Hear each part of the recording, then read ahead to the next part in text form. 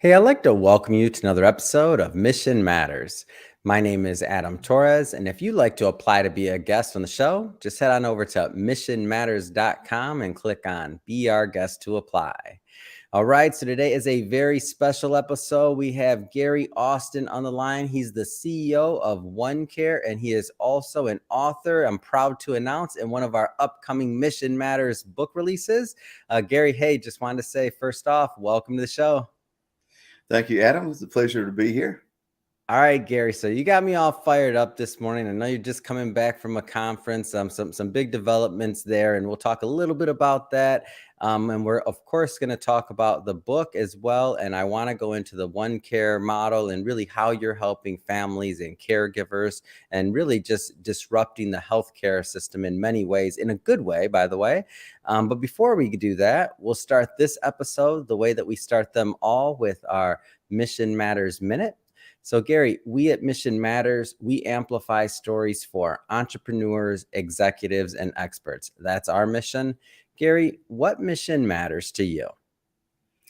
We really try to help family members and patients to have the tools to manage the care that happens in the home when there's been a new diagnosis and they're being discharged from a hospital, for example, and to simplify, ease the job, give them all the tools they need, and help them through that journey, so that they're comfortable and competent to do what is really being required of them.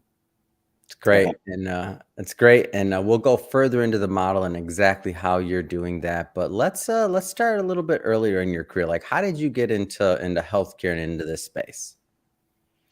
Well, I started with a company called Clearwave. So I developed the first patient self-check-in kiosk for healthcare, and that happened because at one point I felt like I was possibly having a heart attack, and so I went to an urgent care to get checked out, and they weren't able to determine for sure that I wasn't. So they called an ambulance, sent me to a hospital, and I filled out a clipboard of paper at the urgent care, and I filled out a clipboard for the ambulance. And when I got to the hospital, I filled out a clipboard, and 3 or 4 more after I got there. And I was like, "What are you doing with all this paperwork? You know, where's all this going? Why am I still filling out paperwork?" And because it was all different vendors, they were providing care. They were subcontractors to the hospital in one way or another. And I have a credit card background, and I was thinking, well, I can take a credit card in my wallet, and I can go anywhere in the world, and I can buy something, and they all get their money. Yeah. You worry about getting your money. Why can't you do something more like what the credit card industry does, instead of having somebody fill out all this paperwork to get paid? And so anyway, from that, having the credit card background, I thought, well, look, there's got to be a better way. So we started Clearwave, which is basically a way to take your clipboard information and store it in the cloud.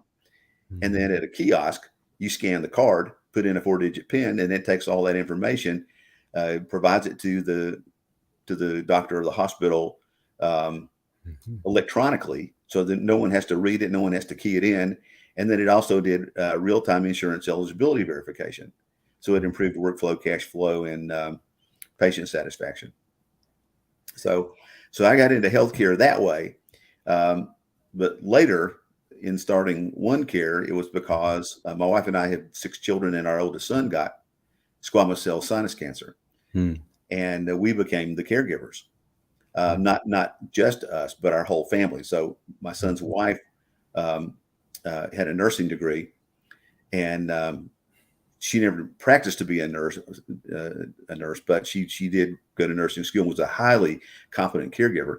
Yeah. But she also had 3 small children, and so that changes the dynamic a little bit. So my son had a very rigorous care regimen, and so it took our whole family really to be able to try to keep everything going that needed to be done for my son. And we got very poor instructions and on what to do and how to do it. So I started looking because of my experience with Clearwave, I thought maybe someone has put together some kind of program for families to manage patients at home, and we couldn't find anything.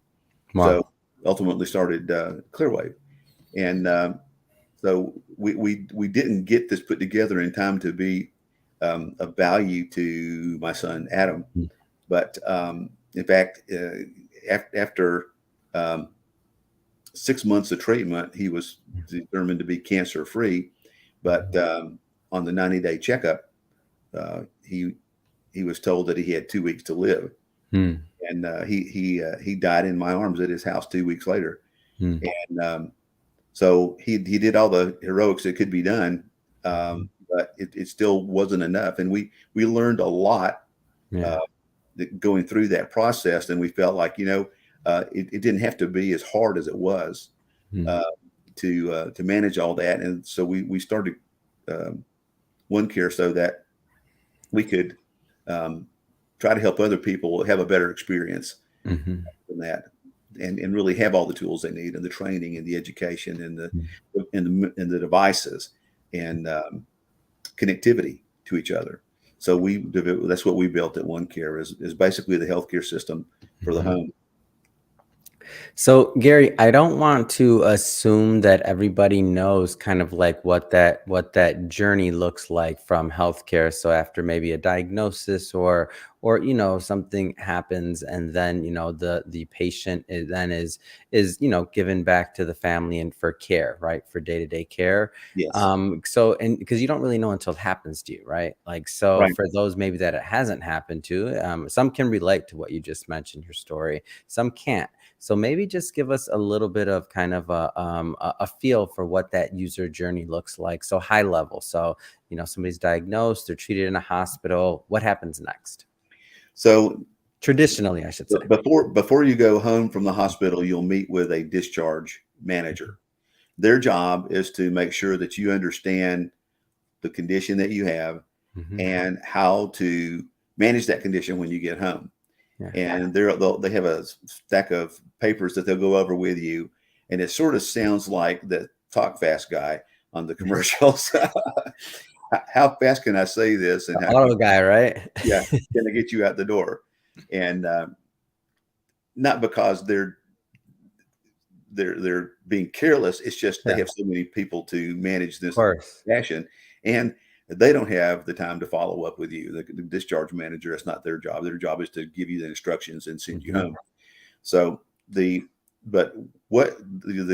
discharge instructions give you your responsibility to do is really where OneCare comes in, and or if you're already a person who's got a diagnosis, your doctor can prescribe OneCare. So that you have the tools and the training and the connectivity that you need to make that job easier at home. So fortunately now Medicare covers everything that we do, so that there's not a cost to the patient, or that insurance covers it. But it's basically medication management, follow-up visits. Usually you need to have a follow-up visit with your doctor 7 days after discharge. There's dietary issues, either recommendations or restrictions. There's activity instructions. You should maintain a certain level of activity because your body needs that. The vital sign readings. So if you have type 2 diabetes and you're an insulin requiring diabetic, you need to check your blood sugar multiple times a day. If you have hypertension and you have hypertensive crises, you need to be checking your blood pressure on a regular basis. Congestive heart failure, you need to step on a scale. You need to take your diuretic so that you maintain healthy lungs because otherwise your lungs collect with fluid, particularly when you have salty foods. So depending on the diagnosis, there's many different things. With our son, he was being fed through a PEG tube because he was getting radiation treatment. It was squamous cell sinus cancer, so the tumor was located in this area, but it also invaded his jaw, and so when you were getting this radiation, it's going basically in this direction, Mhm. It was getting his eye, his jaw, his tongue, and his esophagus Mhm. were being radiated. And so after a few treatments, he was no longer able to swallow. So Mhm. in a peg tube, so you have to prepare a meal so that can be inserted into the peg tube for feeding. And there are many other things. Trips to the um, radiologist for those radiation treatments, five Yeah. days a week for 6 weeks, and then chemotherapy, and then you get infections and all these other kinds of things from what this is doing to your body. And Mhm. so it's just a lot of medications, a lot of cleaning Mhm. the peg tube and the port and special meal preparation, so many things. I mean, it Yeah. really a lot. The trips to the radiologist was more than 4 hours Mhm. each day, 5 days a week. So Yeah. we were trying to organize and take turns doing things. So everybody wanted to participate in our family. We had a large family, Yeah. and it's just that we had plenty of help. It's just making sure that the Mhm. person knew what to do, how to do it, and when they were available to do it, and try to Mhm. usually coordinate all that. And then what if you get abnormal readings? Then what do you do? Right. So our program really addresses all of these things so that, first of all, they're trained on a fluency based learning management system, so they know perfectly what to do. We give them little bits of information at a time, and then we quiz them on that. And Mhm. so it's interesting and engaging to learn how Mhm. to be the caregiver, and then once you take the quiz, you have to score 100 on the test to get certified. So we certify Mhm. caregivers.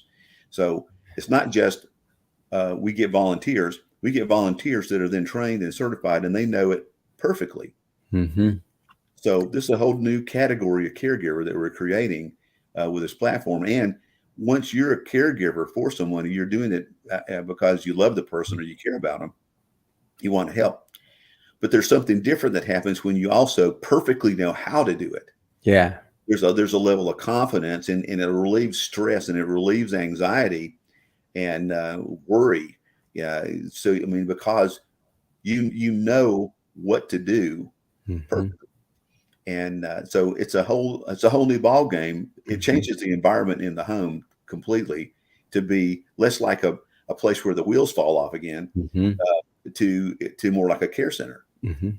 And the patient's more comfortable and more confident Of and course. less stressed because they're getting competent, Mhm. excellent care. So And so obviously there's varying levels of, illness or conditions that somebody that uses one care can, can participate. So I guess to use another example, so could this be used as something for some in your example, of course, you had a whole team. I mean, this is a very, serious situation, as are all healthcare conditions, but is this something that can also be used for, let's just say, a little bit like more minor treatments? Like, let's say somebody has, they have to take their medicine, like you need help reminding grandma to take their medicine or things like that, where there's maybe one caregiver or two. I mean, can it be used for things like that as well? absolutely, we remind the patient throughout the day, every day, Mhm. on time, every time for every task, Yeah. and they've already been trained and So it's certified. highly dynamic, it sounds like. Very dynamic and interactive. Hmm. So, and then we time everything. So there's a certain amount of time that you get to do that test for it to be done, what we call on time. And if it goes past that point, then we contact the caregivers Mhm. connected to the patient, say, hey, Gary didn't take his meds or grandma didn't take her meds. So Yeah. then they will contact grandma, call her on the phone or text her, however she wants to be communicated with, because they'll know, and communicate with grandma and say, hey, grandma, Mhm. you've been doing great with keeping up with your meds, but I noticed you didn't take those this morning. Please go ahead and take those meds and let me know that you've done that, so we know you're okay. So we give them instructions on not only uh, they're late doing something or they miss something. We also notify them if a reading's abnormal, And if there's a protocol the doctors prescribe for getting it back to normal, then they'll know perfectly how to administer that protocol. So, and it could be something very simple, as you said, like taking meds, but it could be someone needs to take their insulin, someone needs to take their diuretic, and a family member can do that. You don't have to be a nurse to remind the person, oh, your reading's abnormal. Do you know the formula for your insulin? Yes. What is that? And confirm that with them, and then follow up to make sure that is now back to normal. They'll have to retest. So this is all a protocol that we build into the platform, so the family members can help and do it with excellence. And why I think this is so, I mean, it's a genius concept, but why I think it's so disruptive in healthcare as well is that if you look at how, let's just say less severe medical conditions turn into, they spiral into other things. I guess let's just stick with maybe the diabetes kind of example, right? So maybe it starts out with you need to take a pill. And if you take that pill or, alter your diet or do things, then maybe you don't have to take that pill at some point, right?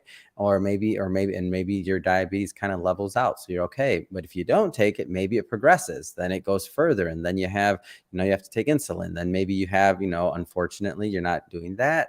And then maybe you're losing, you're losing a limb. I mean, and then it spirals and it goes worse and worse and worse. So it seems to me like if somebody can be kind of, if they can be better serviced and helped along the way, especially in the beginning, like the healthcare system wins from cost perspective, the patient wins from better quality of life. Obviously, in my example, nobody wants to lose a limb, right? The families win as well because they feel empowered and their loved one ideally has a better quality of life and has a better life just in general, and better family and home dynamic.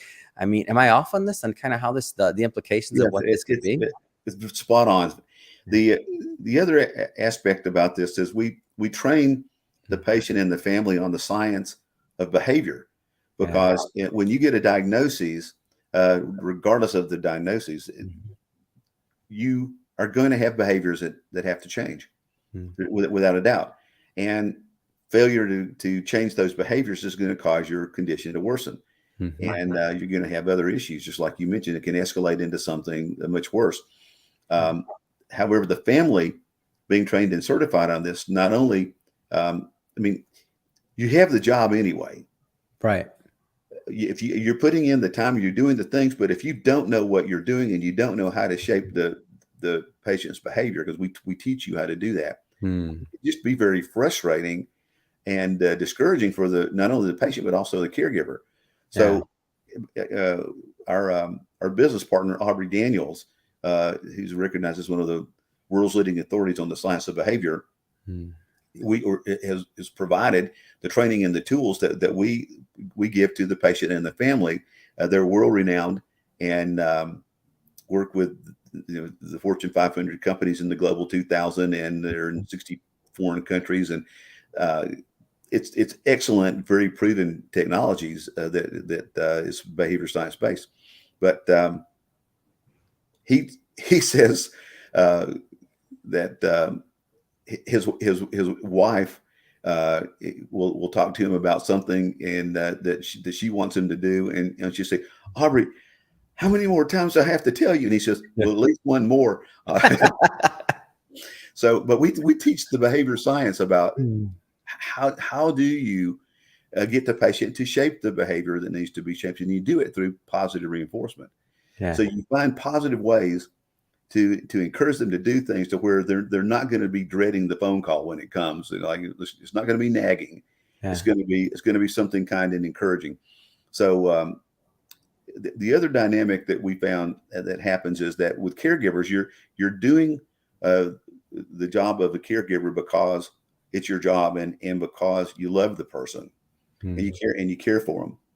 But if you can't do it well, it's frustrating, and teaching them how to do it perfectly makes the job of a caregiver a whole different kind of a job, because you know that you're able to help, and you know that you can make a difference and potentially prevent some avoidable episodes of care, a hospitalization. You could prevent a hospitalization that otherwise would have happened because of the knowledge and the training and the tools that we give you. So it's a different dynamic altogether.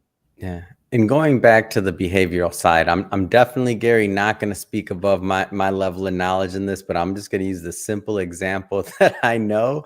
And that is, the reason why many people like to make lists is so they can check something off of it. They want to feel proficient. You want to feel the worth of doing something good and getting something done. So I can only imagine what that would translate to when it comes to helping grandma or helping mom or helping dad or helping your child, right? And to Right. know that you're doing it right and that this matters and that you can be literally changing their life depending on the situation.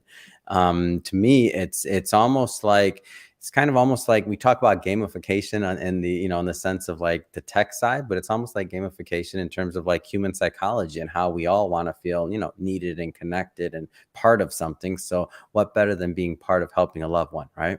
Absolutely.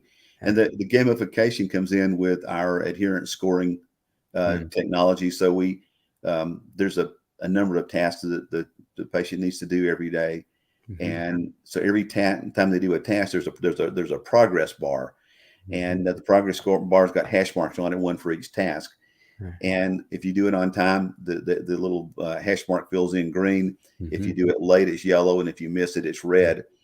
And every time it moves, the task, you complete a task, the hash mark moves, and you have a calculator that's increasing your score. The goal is to get, if you do them all on time, you get 100% for the Mm. day. Well, we shared this with underwriters and actuaries about the adherence scoring mechanism, and they said you're actually able to calculate the risk of having a Mm. preventable episode of care by the percent of the things that the person does on time prescribed by their doctor every day.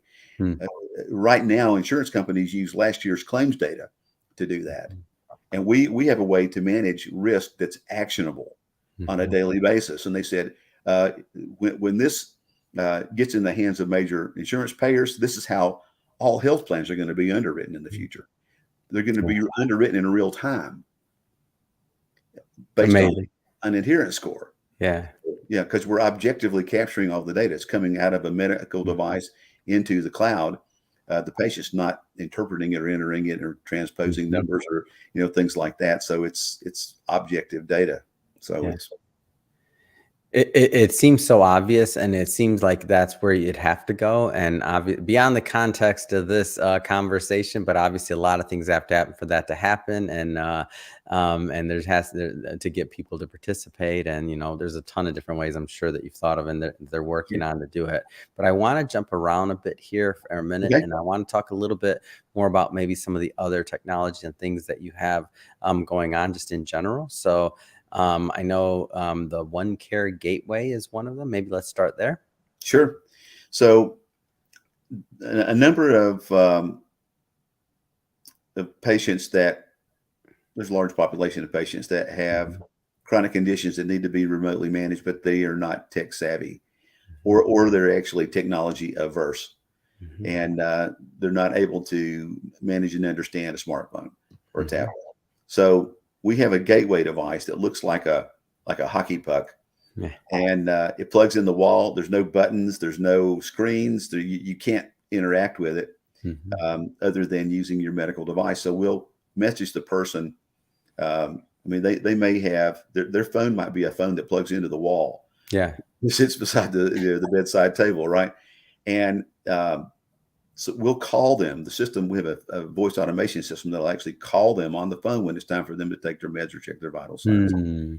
And then when they do that, the device starts transmitting the reading, and the gateway automatically pairs with that device, collects the data, and Mhm. sends it to the One Care cloud, interprets it, and if it's actionable, it'll contact the patient or ultimately a clinical caregiver, depending Mm. on what how severe or how abnormal the value is.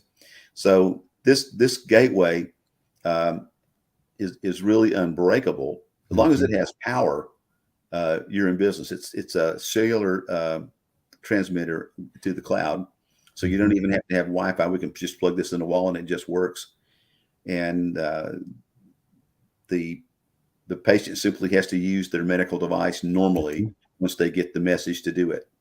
So, and if your Bluetooth connection or a software update breaks the connection between the medical device and the gateway, doesn't matter, because every time you use the device, it auto pairs, auto connects, and auto transmits.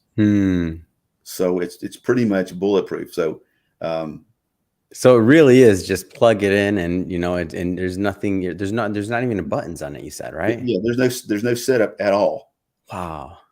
So we believe we have the only gateway device of that type on the market, and it can even be used in close quarters, like in a senior living facility, without Bluetooth interference, which other gateway devices can have. So we've really got some very advanced technology. So it's FDA approved, it's FCC approved, and it's cellular network approved. And we won the National Science Foundation award for this gateway when COVID happened, because they wanted a low-cost device to send home with patients that were not going to be put on vents in the hospital. They were going to be treated at home. OneCare won the award for the gateway. It's great. It's amazing. One of the other things that you mentioned was maybe some of the libraries and the program libraries. I want to go a little bit deeper into that and what that entails. Tell us a little bit more about the libraries. So the programs are assessments, tasks, and education. That's what a program is. And in our program libraries, we have programs for many disease states. So congestive heart failure, COPD, asthma, coronary artery disease, hypertension,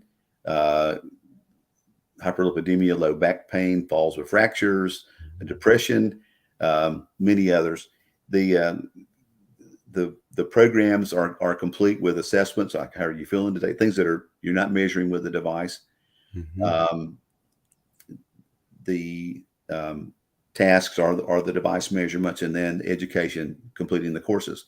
So the courses are broken into chapters, and each chapter has a quiz at the end. That's and there's 10 or 12 chapters in a course, and there's 10 or 12 questions in a chapter quiz.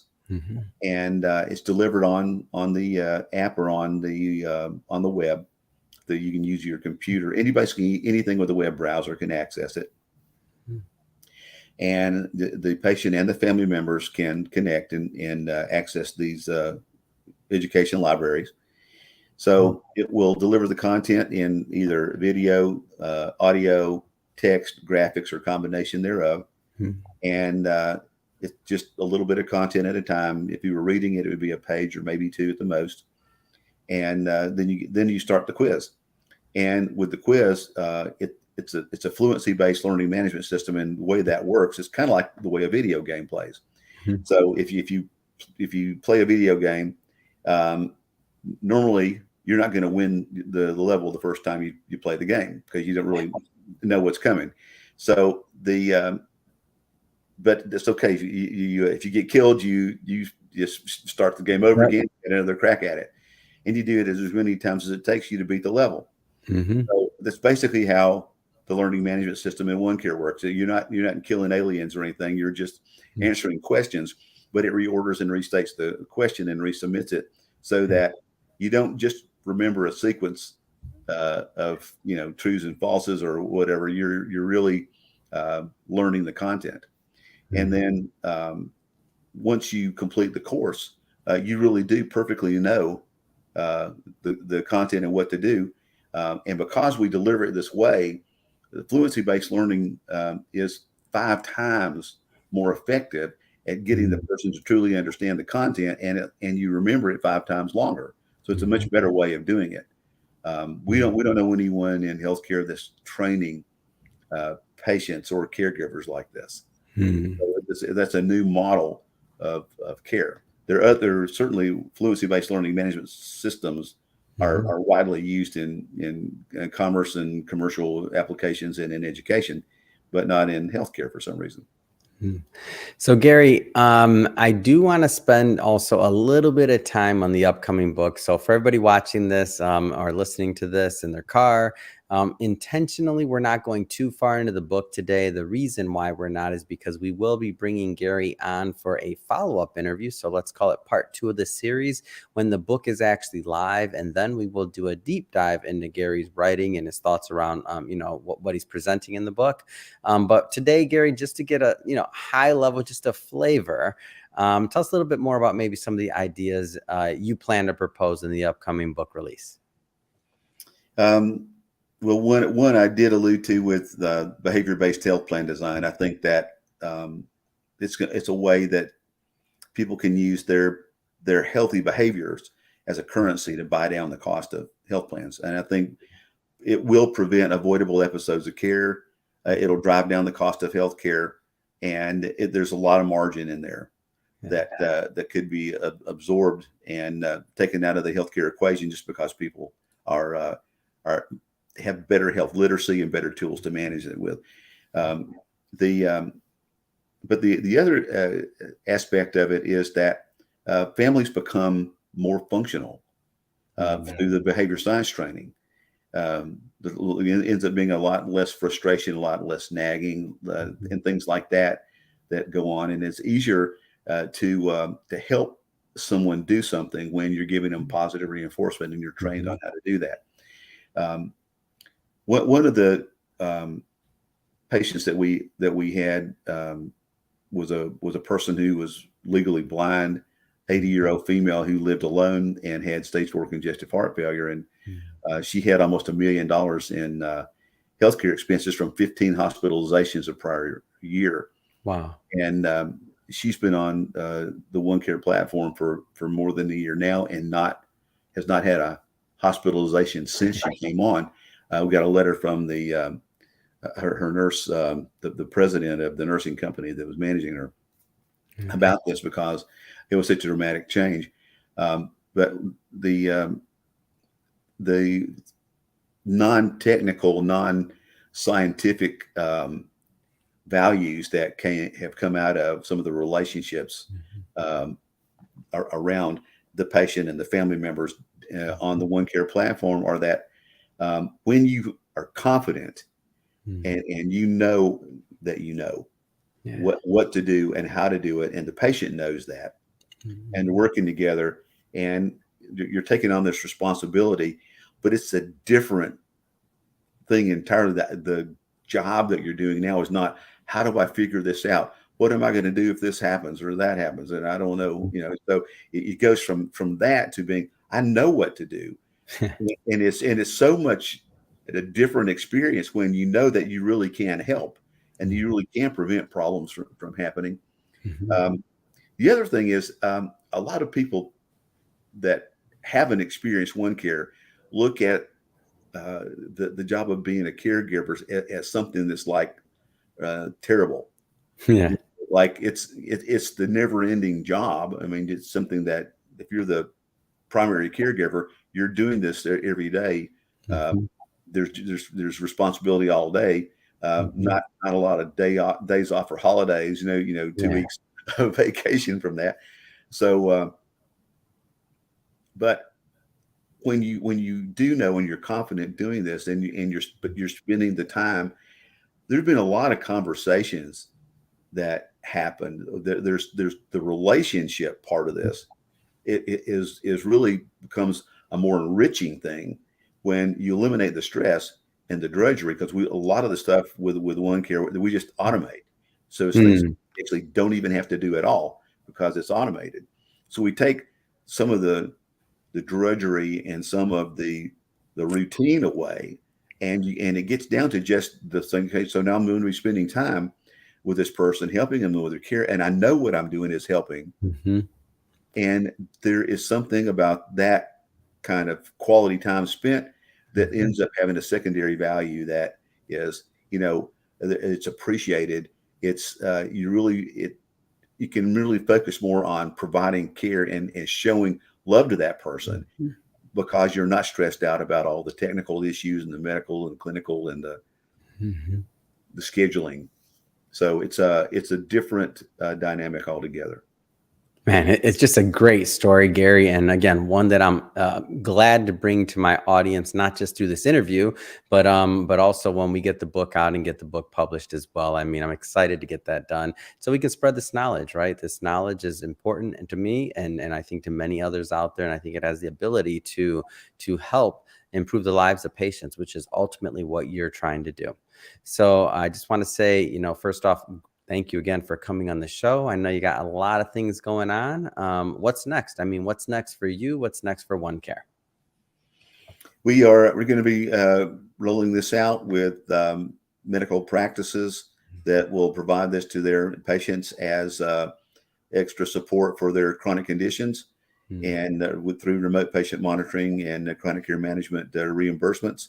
We'll be working with health plans to design behavior-based health programs, and we will provide the educational tools as part of the enrollment into health plans with employers, where so many claims happen that are unnecessary costs for the employer and the employee because you just didn't utilize the benefits correctly. So we're even going to be able to provide the learning management system for how do I use my health plan benefits so that I save time and money. So these are other things that we're going to be utilizing the platform for in the future. It's awesome. If somebody's listening to this and they want to learn more about OneCare, what's the best way for them to do that? Go to onecare.me is our website, and on there's a link at info@onecare.me, or you can just email info@onecare.me, and we will respond to your informational requests or answer your questions. Fantastic. And we'll be sure to put all that information into the show notes so that you can, the audience can just click on the links and head right on over. And speaking of the audience, if this is your first time listening to a Mission Matters episode or engaging with the platform, we're all about bringing on entrepreneurs, executives, and experts and having them share their mission, the reason behind their mission, why they do what they do, how they're doing it, and really how we can all learn and benefit from that information so we all grow together. If that's the type of content that sounds interesting or fun or engaging to you, hit that subscribe button because we have many more mission-based individuals coming up on the line and we don't want you to miss a thing. And Gary, again, looking forward to our next interview together when we bring you back on when the book is launched. So thanks again for coming on the show. Thank you.